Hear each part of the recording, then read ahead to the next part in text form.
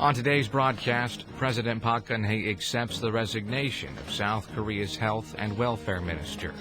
Seoul and Washington appear to see eye to eye over the need for more talks on delaying wartime operational control, and one of South Korea's largest conglomerates files for court receivership for 3 of its divisions.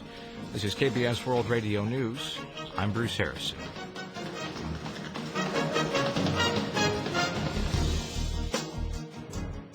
President Park Geun-hye has accepted Health Minister Chen Young's resignation.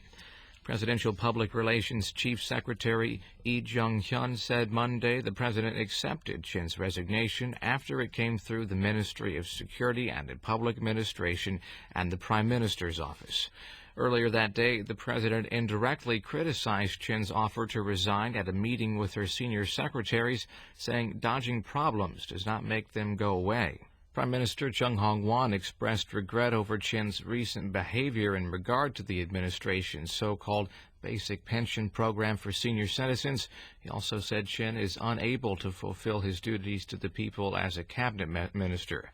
Chung said it's hard to understand Chen's opposition to the government's move to link the existing national pension with the basic pension plan, given Chen took part in the government's major welfare policies. The Prime Minister said Chen should not have taken the health minister position from the beginning if he held different views. Chen on Sunday reaffirmed his intent to step down, saying he opposed the administration's basic pension plan multiple times and expressed his opinions to the presidential office. The former health minister also said he decided to resign because he could not persuade the National Assembly of his opposition to the revised basic pension program. Ruling and opposition parties clashed on Monday over the revised basic pension plan and the resignation of South Korea's health minister. Ruling Saenuri Party Chairman Hwang Woo-hya criticized former health minister Chen Young for insisting on stepping down. Hwang told the party's Supreme Council ministers have a duty to carry out government policies approved at a cabinet meeting.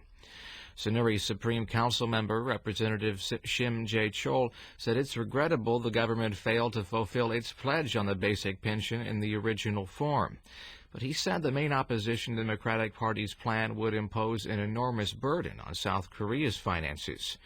Democratic Party Chairman Kim Han-gil said his party cannot just sit and watch the government tie the existing national pension system to the basic pension program for seniors. He said such a move would threaten the national system, which is the basic social safety net.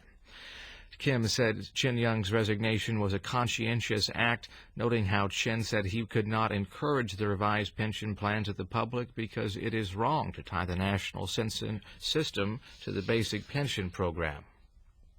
Prosecutor General Chae Dong-wook has stepped down following President Park Geun-hye's acceptance of his offer to resign on Saturday. Chae spoke at a ceremony marking his resignation Monday, where he tried to clear himself of suspicions about extramarital relations and an alleged illegitimate son. He said he has not been the best father or husband, but he has done nothing that would embarrass his family, and he never will. Chae said he respected the stances of working-level prosecutors as much as possible while serving as the top prosecutor for 6 months. He added he tried to protect by all means the opinions that were deemed right and not to compromise with injustice. The former prosecutor general promised to be with the prosecution always, quoting a saying that fallen leaves go back to their roots. Vice Prosecutor General Gil Tae-ki will serve as acting prosecutor general. The Justice Ministry will soon set up a committee tasked with recommending candidates for Prosecutor General. The 9-member committee will recommend more than 3 candidates to the Justice Minister, who will select one and recommend the final candidate to the President. The President will appoint the top prosecutor after a parliamentary confirmation hearing. The prosecution will likely have a new chief in December, since it usually takes 2 months for a new Prosecutor General to be appointed. Meanwhile, Chae dropped the lawsuit against South Korean newspaper the Chosun Ilbo. In the suit, Chae demanded the Daily correct its report he had a child through an extramarital affair. But he still plans to go through with a DNA test and take separate legal action depending on the test results. South Korea and the U.S. are apparently on the same page over the need to consider delaying the transfer of wartime operational control, or OPCON, from the U.S. to South Korea. A South Korean military source says the two countries' Joint Chiefs of Staff chairmen decided Monday the timing of the transition could be reconsidered in the face of substantial threats of North Korea's nuclear program. The Joint Chiefs Chairman General Jung Sung-jo and U.S. Army General Martin Dempsey are meeting in Seoul for their military committee meeting. The committee meeting is a preliminary phase of the two countries' military coordination leading up to this week's bilateral security consultative meeting. The source said Jung and Dempsey have discussed the transfer of wartime OPCON and various pending issues regarding North Korea, cooperation in aerospace and cyberspace, and the future vision for the alliance. Monday's discussions will be reported to South Korean Defense Minister Kim Kwon-jin and his U.S. counterpart Chuck Hagel at the security consultative meeting that opens Wednesday. But the two sides are likely to continue discussions on the OPCON transfer at the working level instead of reaching a final decision at the 45th Security Consultative meeting. The South Korean government has cited increased threats from North Korea as the reason for wanting to postpone the OPCON transition, which is scheduled for December 2015.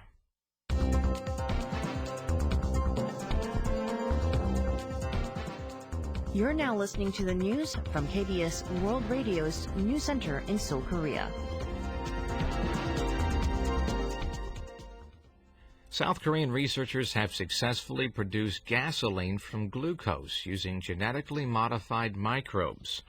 The team from the Korea Advanced Institute of Science and Technology, led by Professor Lee Song-yup, says it developed colon bacteria which break down glucose to produce gasoline. The team explained regular cells consume glucose and produce fatty acid in order to create cell membranes or cell walls, but the metabolically engineered microbes disintegrate fatty acids into gasoline and discharge them from the body. The research was assisted by the Ministry of Science, ITC, and Future Planning. The finding was published online by the science journal Nature on Monday. South Korea's 38th largest conglomerate, Dongyong Group, has filed for court receivership for three of its most troubled divisions after they failed to secure funds to stay viable against the liquidity shortfall. Our Kim In-kyung tells us more. Dongyang Group filed for court receivership on Monday for Dongyang Incorporated and unlisted affiliates Dongyang Leisure and Dongyang International. A Dongyang official said the decision was inevitable in order to preserve its assets in the face of tight capital and in intensifying crisis theories surrounding the company. He said the group reached the decision since it won't be easy to sell off major assets and affiliates such as Dongyang Power now that the group's liquidity crisis has been publicized. Dongyang's corporate bonds and commercial papers maturing on Monday amounted to some 110 billion won. Between October and December, 1.1 trillion won worth of corporate bonds and commercial papers will mature. All claims and obligations related to the three Dongyang affiliates were halted following the filing, including loans, corporate bonds, and commercial papers. For its non-financial affiliates that are relatively financially sound, the group plans to consult with creditors to improve their operations or to find a way for their individual survival. Dongyang Group Chairman Hyun Jae-hyun said Dongyang will be able to minimize harm to investors by getting the full value for its affiliates and assets if they are sold in an orderly manner with thorough planning instead of under extreme chaos. He said the group will assist the court and do its best to fulfill its responsibility until the end. Among the 41,000 holders of Dongyang Incorporated, Dongyang Leisure, and Dongyang International's promissory notes and bonds, only 300 are institutional investors, while 99% are private investors. Experts say private investors can only wait for Dongyang's plans for revival, and investors typically collect 20% of the face value of their loans following liquidation. Analysts expect a subdued impact on the economy, as Dongyang Group's loan size in the financial sector is relatively small, and markets have already factored in the crisis from months ago. But others say there may be similar companies lurking around the corner, and results may be hard to predict if risk factors such as the U.S. exit strategy combine with a failure in the risk management system. Kim In-kyung, KBS World Radio News. Financial Supervisory Service Governor Chae Soo-hyun says the financial regulator will minimize damage to private investors of Dongyong Group affiliates. At an emergency briefing at the government agency, Che said client assets in Dongyong Securities are being managed safely, and he promised to prevent similar cases from recurring by preemptively restructuring conglomerates with large loans. Che also said the financial regulator will open an incomplete sales complaint center for private investors who bought Dongyong Group's commercial paper, which are short-term unsecured promissory notes. The governor stressed the client assets of Dongyong Group's financial affiliates are safe. He said the FSS, or the Financial Supervisory Service, is closely inspecting Dongyong Group's financial affiliates and will do its best to protect client assets through consultations with related government agencies. He said Dongyong Group only has a 3% share in Dongyong Insurance, so risk won't spread. KBS and South Korea's major online portal Naver have agreed to work together to enhance public services.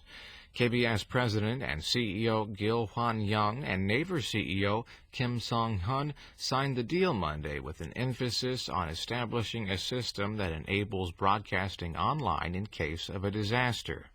Under the agreement, the two companies will actively cooperate to quickly share and spread news in case of a disaster. They will also work to foster global talent for software and develop South Korea's media industry.